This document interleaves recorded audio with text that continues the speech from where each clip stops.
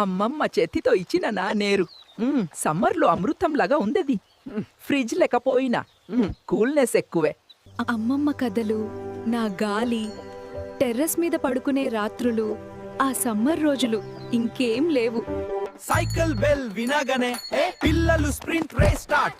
₹2 ice అయినా హే మా happiness unlimited. భక్తి పాటలు మొదలైతే ఇంట్లో అందరూ లేచిపోయేవారు టీ కన్నా ముందు. నా సౌండే సమ్మర్ ని లేపుతుంది. చేతిలో నన్ను పట్టుకుని సిప్ చేస్తే సమ్మర్ మార్నింగ్స్ కి ఒక పీస్ ఉండేది. రాయితో టార్గెట్ ప్రాక్టీస్, మామిడికాయ కోసం వార్, ఉప్పు కారంతో తింటే సమ్మర్ కి రియల్ కిక్ అప్పుడే. నన్ను లోపలికి పుష్ చేయడం కోసం అందరికి కాంపిటీషన్ ఉంది.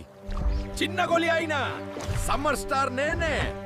గోలి సోడా తగుతూ నా కింద అందరూ కూర్చునేవారు.